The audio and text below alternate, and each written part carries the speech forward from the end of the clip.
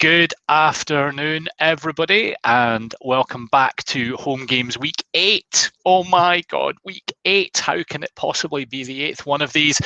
I was just chatting to the very, very handsome Ben Lester, who is sitting on either side of me, depending on which side you're looking at. And he was saying, I bet you've done a few more of these than you plan to. And the answer is yes. Yes, we have done a few more of them than we plan to. We're stunned that people keep coming back, so thank you very, very, very much for coming along. As Philip says, here we are again.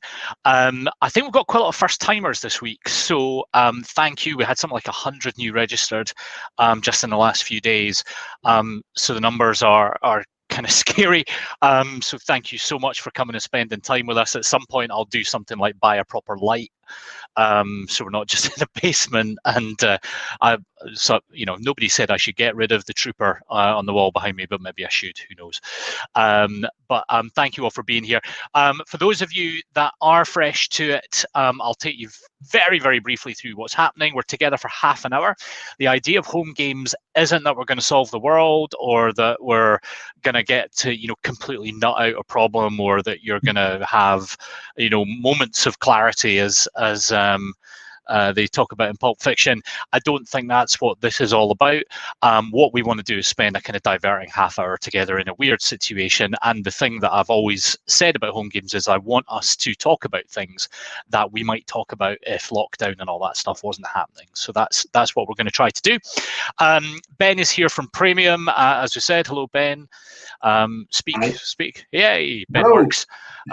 So that's part of the battle, and we're starting on time this week after last week's disaster darling with Tom McPhail. Ben obviously lives somewhere with proper internet rather than in the Shire. So that's good. So I'll share in time-honoured fashion. I will share my screen and show you what our agenda looks like for today, and I'll focus in on this. Here we go. So this week we're going to do just a kind of interesting little stato that we got from our research. As you know, I try and share a little bit of research each week, something that'll be hopefully of some relevance to you, and I'll do that in just a second. But we'll spend the bulk of our time this week talking about AI and machine learning and that kind of stuff. So the reason I've got Praemium on is that Praemium have an instance of that live, and so I thought we all know some of the theories and all that kind of stuff, but it'd be nice to have somebody that's actually done something with some of this. So I'm very happy to have Praemium here. We'll do the usual silly joke and stuff at the end, and we will do an after party this week, and Ben's going to hang around. So if there's anything you want to ask him or each other or any of that stuff, that's great.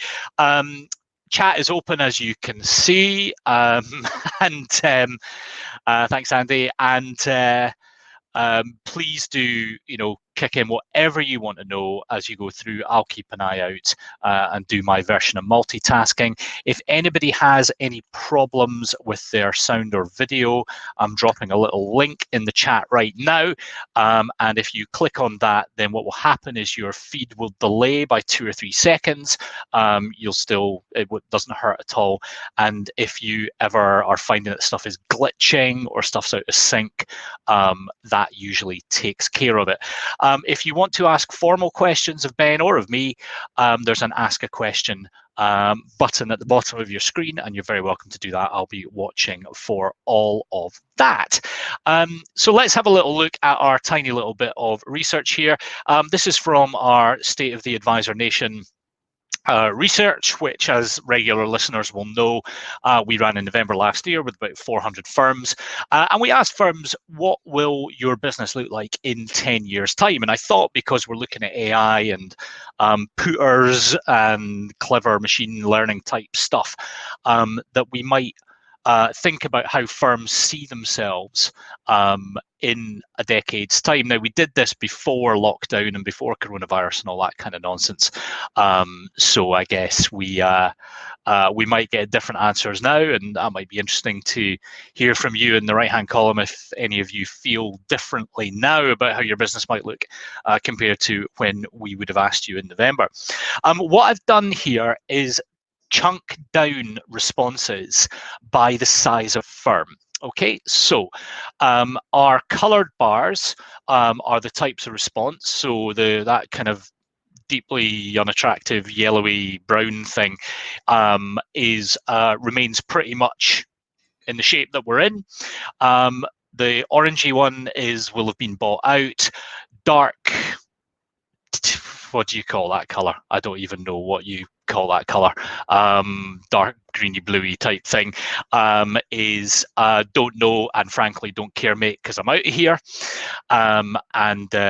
The sort of light bluey green bar is the kind of Jesse answer about I'm not sure, but please don't ask me any more questions. And teal, says John.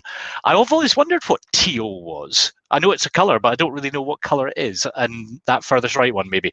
You see, it's like a glorious kind of collaborative educative process that goes on in these things in my head anyway. So here we go, right? So we broke it down by size of firm. So smaller firms on the left, whoppers on the right. That's whopper in the size kind of thing, not any other Scottish meaning of the word whopper that you might have heard in the past. So thanks, John. Yes, we're happy that you did help as well. So there are small firms, and if we count kind of very small kind of one-man bands, up to about 50 million of assets under advice. The biggest single answer by a country mile is people don't think that their firms will look any different in a decade's time than they do today. And that's really interesting. Something we didn't ask here was whether firms look the same now as they did 10 years ago. But I'd be very surprised if they did, because we've been through RDR and we've been through the financial crisis, we've done all that kind of stuff, and now we're having another one. It's kind of interesting, isn't it? Small firms do persist. I've lost count now of the number of times I've read about the death of the small firm and all that kind of stuff, that it's not practical, you can't keep going and all that. And yet, here they go. And as someone said, when after the inevitable nuclear holocaust, the things left standing on the blackened glass will be cockroaches, Keith Richards, not the PFS one, and small advisor firms who are just impervious. They just keep going. So maybe that's totally justified.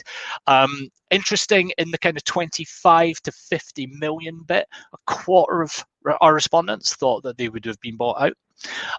So I guess the very small firms not thinking that so much, but real sweet spots there, and in the £100 million up bit about being part of consolidation activity. That's kind of interesting.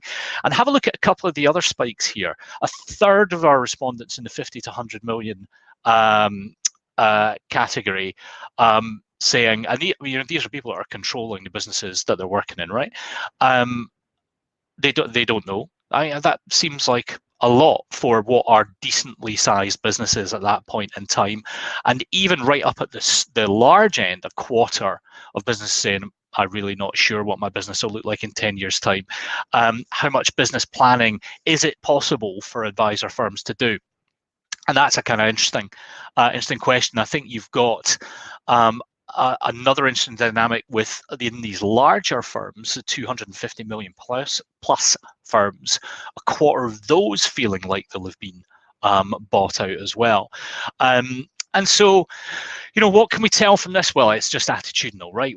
None of it is fact. We don't know what will have happened with all these firms, but I think it is interesting that there's such a lot of expected consolidation activity and such a lot of confidence that right across. So, I picked out the 44 and 48% on the smaller firms for firms that think they'll still be in the same shape in a decade, but still well over a third of all the other ones are saying, nah, we don't think there'll be anything much different in 10 years' time.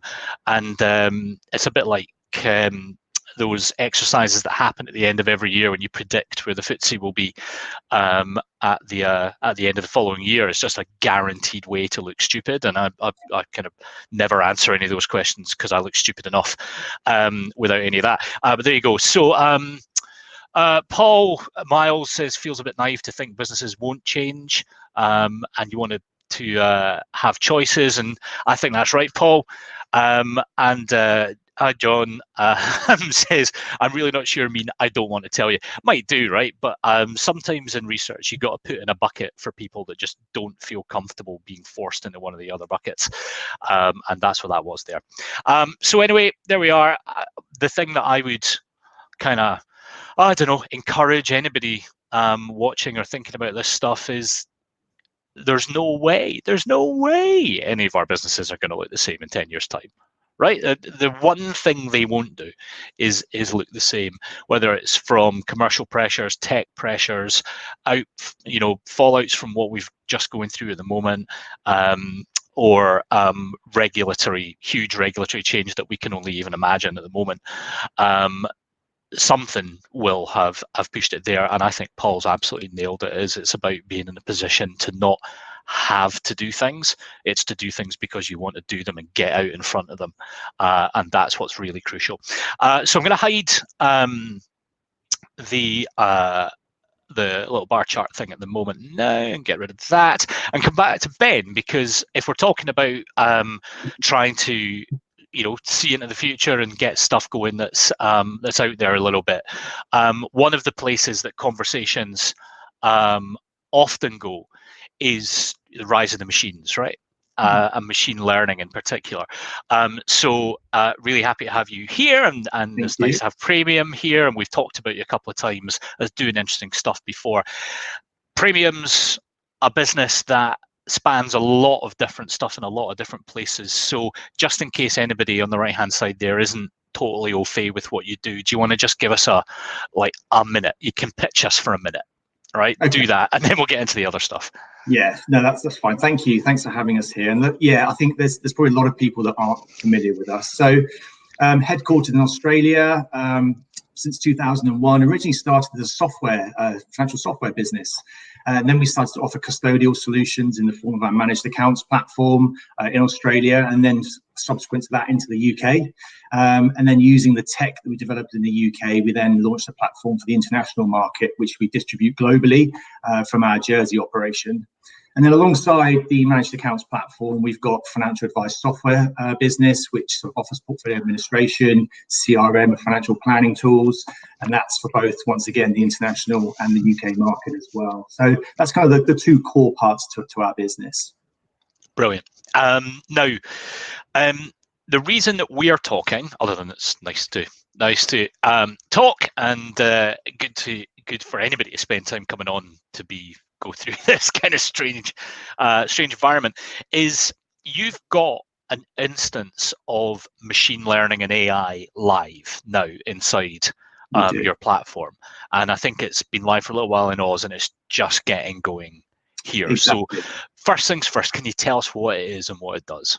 Yeah, absolutely. So if I go back to sort of the conceptual stage and talk about how we got to where we are today, and we realized that we're sitting on lots of data, but historically we hadn't really done anything with it. And when you've got lots of clever people in the business, they see that as a bit of a waste, right? They want to be using that data for to provide meaningful insights. So, and it wasn't just about selling more product, it was very much about trying to improve the service and not just using it for the benefit of advisors and for us, but how can we also benefit the end clients as well? So I think it was back in around 2017 in Oz, the team started using AI and machine learning. But sort of prior to that, they started tracking user journeys on the system and tracking what clients did through the various different applications and what they were doing across those applications. And then the guys could then take that information and go, right, well, we've got this data. And they sort of said to themselves, now, what's our hypothesis here? And at the beginning, it was very much about, is there an account configuration that has the highest retention rate as a starting point? And then they sort of took that a step further and went, so could we determine what features on an account or a relationship makes that persist more than other accounts? So that's where it all sort of started from that point. And then we sort of then switched that and turned it on its head and then said, well, can we then look to predict when a client is about to close their account or is displaying behaviors of a client that may be closing their account? And that actually came about off the back of a personal experience of Adam, our CTO, I believe you've spoken to before, Mark. And Adam was doing consolidation of his personal financial planning, particularly his retirement plans. And for some odd reason, he had an account with someone else, not with Praemium. I'm not sure why that was, but he did. Hard to believe. I know. Hopefully that's with us now. And he logged into that account. He hadn't logged in for about 2 or 3 years. And he sort of thought to himself, that should be a red flag to that provider. There's been a material change in my behavior. I've logged in for the first time in ages. What are they doing with that?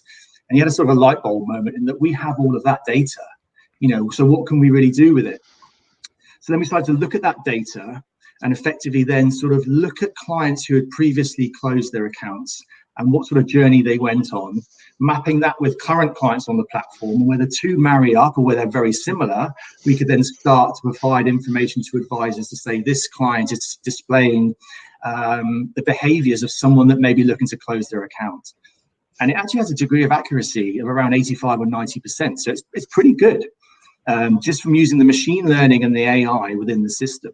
So that was really what was the start of what we call insights. And insights is an application on the system where we can tell an advisor, for instance, Mrs. Miggins is displaying the behaviors of a client that is looking to close their account in the near future. And I think, whilst that's great, right? Account closure, if we can stop that, that's brilliant. But I think what's kind of more important than that is, and it goes beyond that, is what's causing that client to behave differently? What's going on in their life to mean that they've changed their behaviors and their activities? And then we come to things like births, deaths, and marriages and major life events. And almost certainly something is happening in their life that's changed what they're doing on the system. So then it's a case of, well, can you give the advisor the information they need? I.e., this client probably needs a call now at the time more than ever. Now, there may be a justifiable reason why they want to close their account, and that's kind of irrelevant here. It's more about getting in contact with the client at a time of need. And we know, look, if there's a major life event, a relationship breakdown or something, there's a good chance for any financial advisor may not be top of your list of priorities. You've got to do it, but you kind of procrastinate. You kick the can down the road a little bit. So a timely call from them at a time of when you need them can only be a positive thing. So that's the way it's played out. And a couple of examples of live examples in the UK. One advisor called up and his client had been diagnosed with cancer, and another one was going through a relationship breakup. So that in the vast majority of cases, even when they're not looking to close their account, there's still some major life event happening, and it just gives that information. That's brilliant, right? So I think I get it, and I'm pretty dumb, but there's quite a lot of platforms, I suppose, where you can, or client portals where you can see when people last logged in. Yes. So is that what we're getting here, is like an automated version of that? And where's the machine learning bit of it is the bit I don't understand. What is the machine learning in this situation? So it's basically logging in is one part of it. There's a very complex set of data behind the scenes, and that's where we got some really switched on guys, not like me, behind the scenes who work on this, right? And it's very much looking at, so the machine learning part comes in terms of tracking those user journeys over a long period of time, and then matching that to user journeys that are happening now with clients, and matching those two together. So it's learning from the system. It's using the machine to look at those journeys, look at those touch points, the times people are logging in, the frequency, different devices, even if they're logging on different devices, anything that's a change in behavior that then marries that back to similar changes in behavior of people that did close their account, leads us to taking some quite meaningful information that we can then pass back to the advisor. Okay, and so the advisor in this case is being what is the advisor presented with?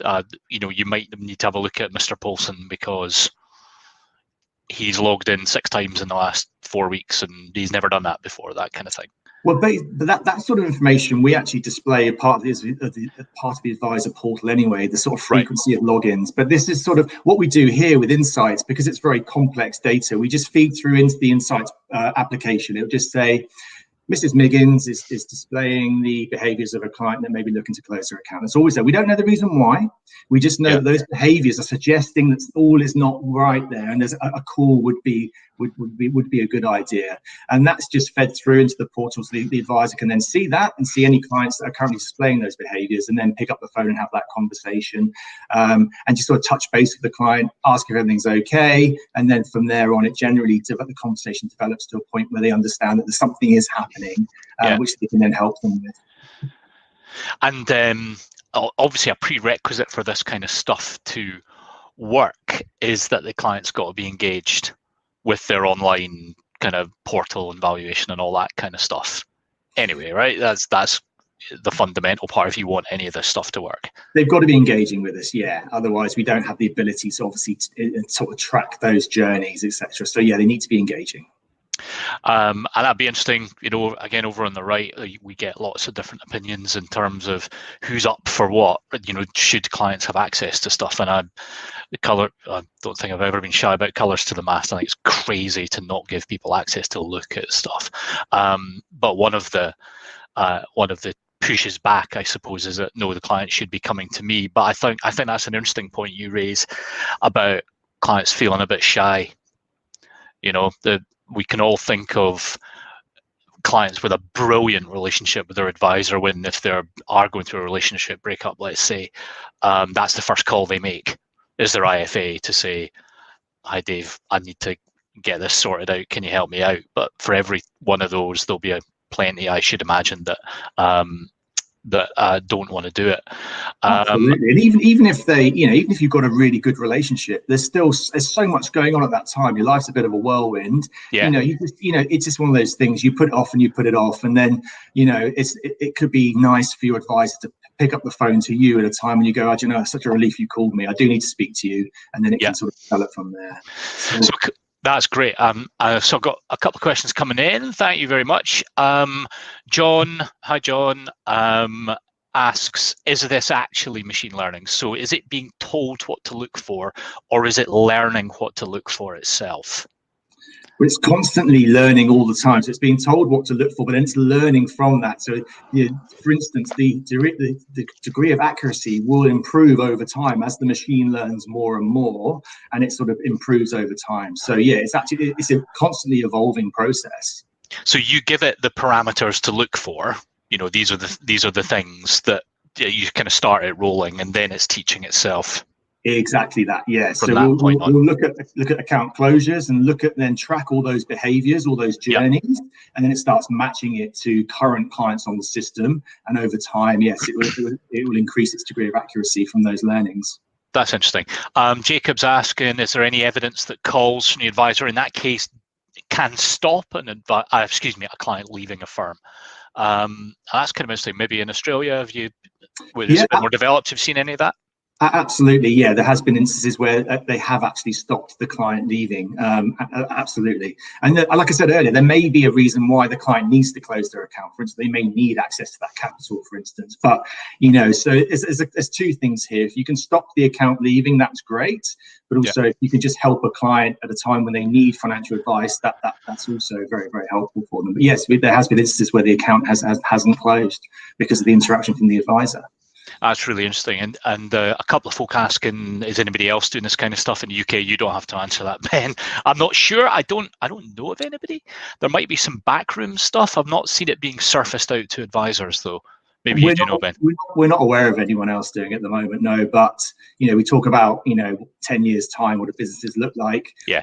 We expect this will be the norm at that point. Not just this, it will go way beyond that, because, this is just the very start of the AI machine learning journey for us. And it's sort of, where we take it from here it remains to be seen. But absolutely, this will probably become the norm within 10 years. Yeah.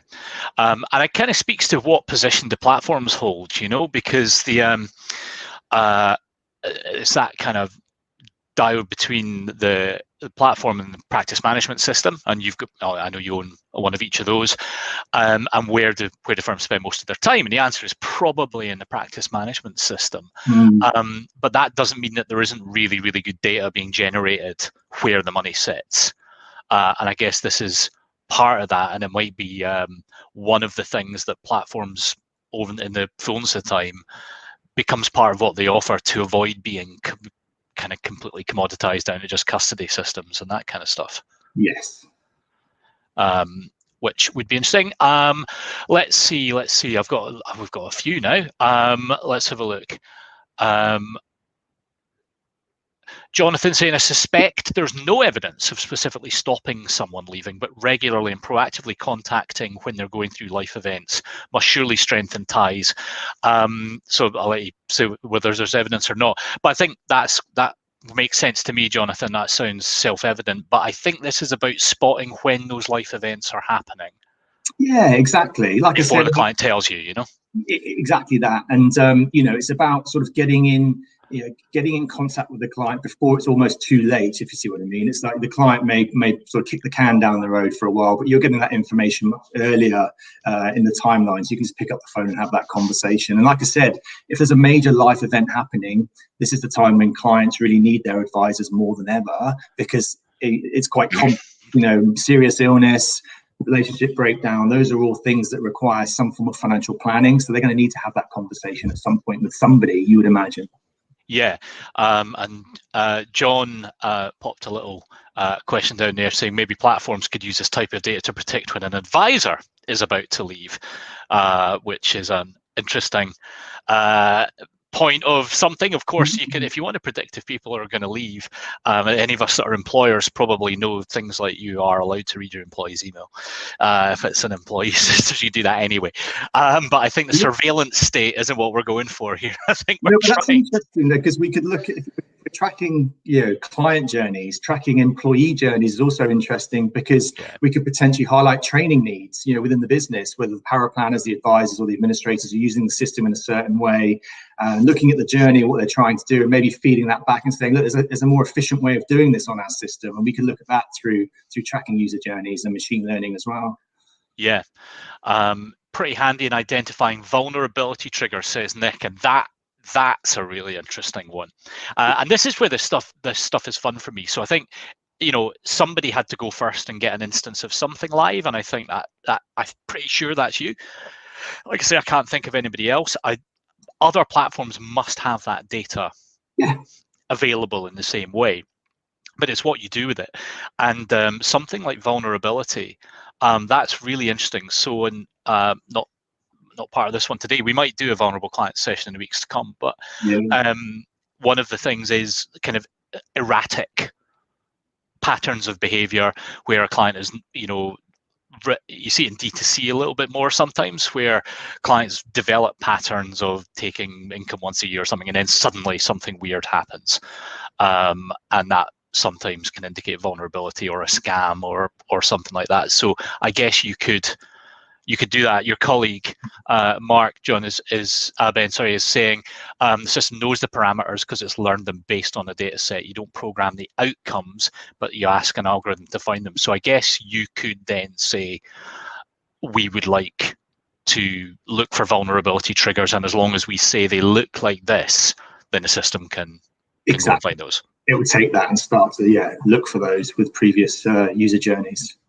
Yeah, brilliant. Listen, that's flown by. And I'm really grateful to everybody on the right. That's come in. That's one of the fastest sessions I can remember, actually. And there's so much we could get into here. Maybe Ben, I'll just ask you to do the 10 years time thing. Where do you think this could take its turns in the next, don't have to do 10 years, right? You could do next few years in stuff that would be genuinely useful for firms that are using either Praemium or wherever else this ends up. Yeah, I thought you were going to ask me this. It could go any number of ways, and I think that if we look at where we're looking to take it, look, we're so early in the journey, right? We're still, very much the account closure and the major life events is sort of the starting point for us. I just think anything that sort of can improve the advisor experience and investor outcome is where we'll kind of take this. That's really the thing. And if we can help businesses learn more about their staff and their interaction with the systems, then we can look at it from a business perspective. If we can learn more about improving client outcomes, then we'll do it that way as well. But in terms of, so exactly what that looks like, I don't know. But in terms of, will it become the norm? Absolutely, it will do. And I would imagine in 10 years, it'll probably way before 10 years, to be honest. It'll be absolutely, maybe even a core part of the platform functionality at that point.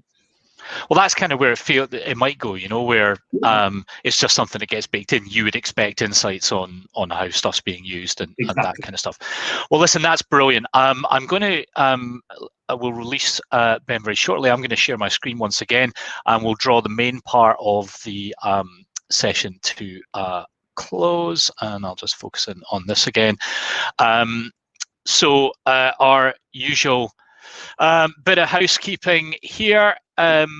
in terms of next week, we've got Nicola Ellis from Wellington Wealth, an advisor in Glasgow, coming in. They've got a really, really interesting way of segmenting out clients. So Nicola is very kindly going to come and talk through that with us. And for the first time, we're like planned well in advance. The week after that, we've got Origo on. We talked about transfers and stuff a bit last week. So Origo is going to come on and talk about secure email, about transfers, about all that kind of stuff. So that's going to be extremely worthwhile. The week after that, we are really, really happy that we're going to be joined by Paul Feeney of Quilter, Chief Executive Quilter. And I'm pretty sure that week or a few days around it, our Mental Health Awareness Week. Paul, as some of you might know, has done a huge amount of work and been very, very vocal and very public on that subject. And he's going to come on and talk about some stuff that might be interesting around there. So that will be week the 3rd of June, believe it or not.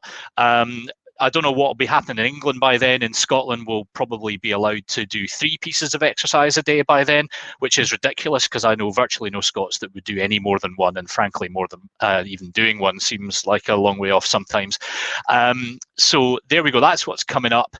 I didn't do T-shirt of the week. It was Devin Townsend project this week, and I will leave you with just a little joke. And I thought we might do AI this week, and so a guy creates what he thinks is the smartest AI there's ever been. And he's invited to present it to the United Nations. And he says, listen, what I've built here can learn anything. It can solve any problem at all. And so the Prime Minister of the UK puts his hand up and says, oh, that's interesting. So can this solve poverty? And the guy says, yeah, no problem. I'll just hand over to the AI now. And the AI says, calculating, and it sits and thinks for a few minutes, and then a few minutes later prints out a sheet of paper, which is distributed around all the delegates to the UN. And leaders from all around the world, they all agree to apply what the AI has told them to do. And wouldn't you know, within a month or so, the entire population of the world starts living better lives, and poverty reduces dramatically over that time. So the UN leaders are getting back together again the next month, and they're pretty impressed, right? I think this is pretty good. So they asked for this assistance to the AI again, and the president of Premier of China says, okay, well, how do we create world peace? And calculating, says the AI, and takes a little bit longer this time. But about 5-10 minutes later, out comes a sheet of paper, and that gets distributed around, and the leaders apply all the learnings that they've read about there. And what do you know? Within a month, world peace has been established. People are handing in their guns, even in those states in America where they're less likely to do that. Wars stop, and humanity moves forward towards world peace. And that's just a remarkable state of affairs. So the next month, the UN's back together again, and the American president says, I'd like to ask the AI a question. And say, okay, no problem at all. And he says, is there a God? Calculating, says the AI, but it takes longer, and it takes half an hour, and it still doesn't reply. And then it says, more information required, insufficient resources. So, okay, we'll help out, say, the leaders. And so they give the AI access to all the accumulated technical knowledge from the USA. Say, now have a go. The AI sits there for half an hour and then says, insufficient resources, more information required. So all the other leaders pile in and give the AI access to everything, the entire stored history repository of all their knowledge, even defense, everything that they have. And after this upgrade, the American president asks once again, okay, AI, is there a God? And the AI replies, there is now. And that's it for this week. Thank you very much. As ever, every single week, I know you're bored of hearing it, but we do mean it. If you have a spare quid in your pocket and you're looking for somewhere to send it, the Samaritans would be a wonderful place for you to do. Not everybody finds lockdown fun, and they do incredible work. If you're staying for the after party, that's amazing. Thank you. If not, you are free to rock and roll. Enjoy your lunch. And we will see you next week with Nicola from Wellington Wealth. All the best, guys.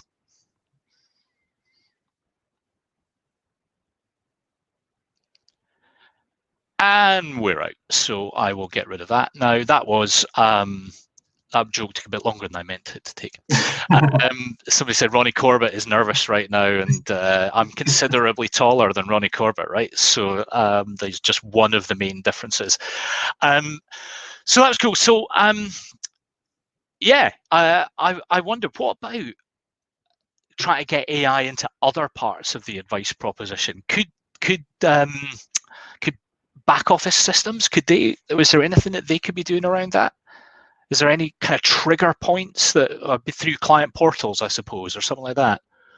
I think absolutely, yeah. I think that there's so much we can do here. I think we're just literally scratching the surface at the moment, and yeah, looking at the similar things through different pieces of software and how we can pull through similar ideas and then look to generate that into. And it's all about providing some meaningful output, right? What can we do that's going to be useful going forward? But yeah, I think absolutely we could look at that. Yeah, it's interesting, and I wonder, what parts of our lives at the moment get improved is a funny word, but or affected by proper machine learning algorithms. I don't know, where does it really make a difference in elsewhere in the world now? Well, I mean, obviously, look, when we talk, because I'm surprised it didn't come up in the questioning, actually. A lot of people look at this and sort of see this, sometimes there's a negative connotation to this in terms of, the tracking of behaviors, looking at, is it a bit too intrusive? And I think, that Adam used an example of, there was a big supermarket that started targeting basically maternity type products to a 15-year-old girl because her shopping habits had led them to believe that, and it turned out that she was pregnant but didn't even know it. I was going to say, just along the road in Granton is probably not a bad. That's probably not a bad. Anyway, that's joking. That's quite creepy, right? I mean, that is creepy. And I think, look, we've drawn the line only using the data and the AI machine learning within our own business. Because we could reach out to LinkedIn and Facebook and start pulling data through. A status on Facebook changes or on LinkedIn, and what does that mean? Does that mean there's a change in life event or something happening? And we've kind of drawn the line there in terms of that's not something that we feel is going to add any benefit at this stage, because we just want to use the data we've got available, and it's fairly. It's not. We don't see it as being intrusive in any way. That's interesting. So let's see. Investment outcomes are improved with AI, says Paul in a declarative kind of way. Is that true? Do we know if that's true, Paul? We might have to get you to tell us a little bit more. But yeah, I think we're about predicting outcomes here, aren't we? And advisors.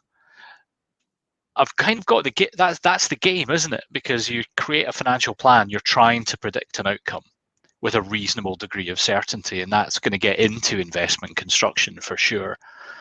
So it feels like in the financial planning process, there must be an application for these kinds of technologies as well. I think absolutely. I think that's probably where, we start to talk about where businesses differ in 10 years' time. Yeah. That's where, financial advice businesses could be using AI for those, machine learning for those purposes to really benefit the advice process, to get a better idea of outcomes. Yeah. And so kind of wider in kind of lockdown and all that kind of stuff, I mean, you've got businesses all over the place. So how are firms kind of reacting? What's happening kind of out there with during lockdown with the firms that Praemium works with? Yeah, look, it's a mixed bag, as you would expect, and because we've got businesses all over the globe, you've got areas in different levels of lockdown. So our Hong Kong office, people are going back into the office and having meetings now. So they're sort of getting back to. Are they? I didn't know that. So Wow, Dylan okay. actually wore a suit today. Our MD of Asia had a suit on. I haven't worn a suit in 8 weeks. Yeah. 8 years. Lucky you. More than that. But I think, look, what's been really interesting for us is sort of, looking at how we are communicating with our clients, in terms of running, I never thought we'd be running group team calls and advisors dialing in to talk into like an online clinic with questions and queries on applications and things that are challenging for them. I think it's amazing how, how quickly people adapt to the conditions and whilst, clearly it has an effect on business, absolutely. Businesses are quite robust, advisors are quite robust, and they just sort of work through it and find solutions. And we're finding actually now that projects that may have been sort of pushed to the side a little bit are now being focused on because people have more time, and with fewer client meetings, they've got more time to focus on other projects, and that's been good for us. That's kind of interesting because when we started this, we dusted off the list of stuff that we'd like to do that we don't have time to do, and we honestly thought we'd get loads of it done. And we definitely had some dangerous looking times in the first few weeks of lockdown when a lot of stuff we were going to be working on went away really fast. And so basically it's people cancelling projects that we were going to be working on, and we were definitely a bit freaked out, but we thought, right, well, we'll spend the time doing some cool stuff of our own and try and concentrate on that. And then it happened pretty fast, actually. The resilience of this sector is remarkable. Absolutely remarkable. Asset prices were through the floor, everything was horrible, but it only took about 3 or 4 weeks for the sector to kind of dust itself off, I think, and go. So do you think, it feels much more positive to me than it did then, and maybe I was a bit grumpy because we definitely got hammered by it. No, there was that period. It was like a whirlwind for about 3 or 4 weeks when when we spoke to our firms, they were like, look, just at the moment, we're just trying to let the dust settle. We're trying to, they're adapting to the new conditions, adapting to getting staff working from home and still trying to write business. So there was about a 3 or 4 week period where it was all a bit up in the air, and as you say, the dust settled, people brushed themselves off, and they carried on. And what's been really interesting actually is the inquiries from firms that are new firms coming to us wanting to talk to us about utilizing our services, because I think some of the senior people have had a chance to take a step back, look more strategically at the business, because it's just they've had the time to do that, and they haven't really, whereas before they were just in sort of the day-to-day grind of just meeting, whereas they've taken a step back, and there's been some really interesting conversations that have happened during lockdown, which I didn't really think would have happened actually. And what was it? Where did I talk about? Oh yeah, it was I did a session with Nick Etalk from Intelliflow on a webinar the other week, and he was saying that they get people looking to change things and are doing that, but maybe the biggest dynamic for his business was folk who are maybe long-term customers but have only ever used the things that they use, right? You have practice management system, people use kind of 20% of what it can do, and a lot of their queries were from people saying, right, it's time for me to work out how this does it, because I know I can do it here, but I've got no idea how to go about that. Can you coach me on how to do that stuff? So do you see like people using different things of all the stuff that it's always hard to say with Praemium because you've got loads of bits.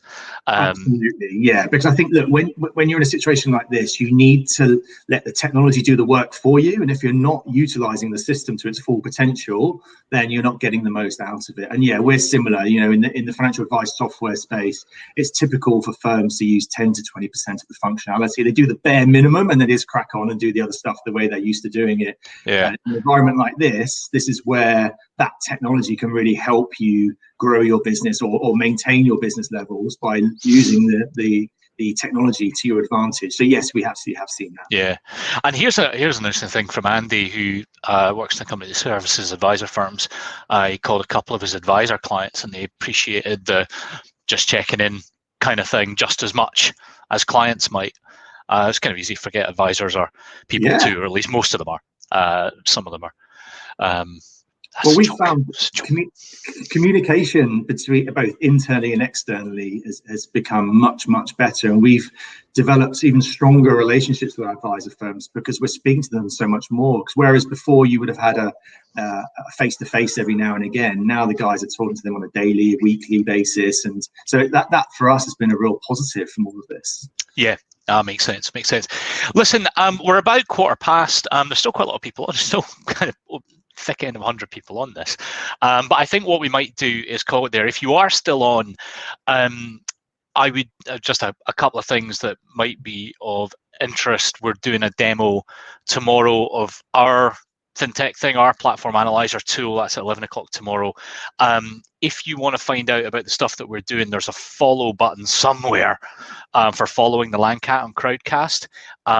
I'd be great if you would click that and follow it and that kind of stuff. And we'll maybe see some of you tomorrow for that. So all that's left to say thank you for everybody for chipping in, and great comments and great questions as ever. Really appreciate all that. And Ben, thank you for taking the time to be with us today. Thanks for having me. That's a total pleasure. Everybody stay safe, stay well, and Landcat out.